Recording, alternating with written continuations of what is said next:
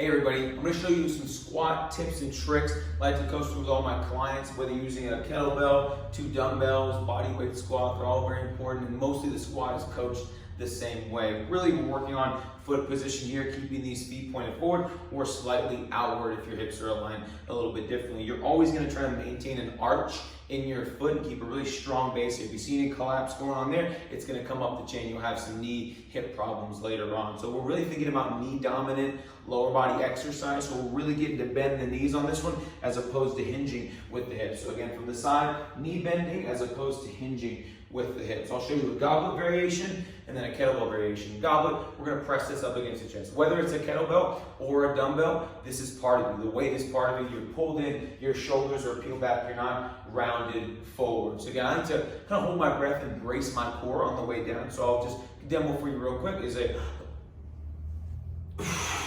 and then exhale all the way to the top, release some pressure, bounce out the maneuver, you get to drive up, press through the floor as well. So same thing, I like to brace on the way down and then drive on the way up. Either gonna goblet here, you can grab by the horns on this one. Again, you're still pressed up against here, elbows tucked in. This is part of your body. If you're doing a front rack, make sure that your forearm is straight and you're not bending the wrist back that way. So making sure, again, this is pressed up against the middle of your chest. The kettlebell is resting on the outside of your wrist. And again, hand comes out, knee dominant lower body exercise. Same exact thing here, knee dominant, boom, and try to keep your spine in line with your shin angle right there, and not leaning forward too much. Again, you can do this dual front rack as well, keep those wrists nice and straight.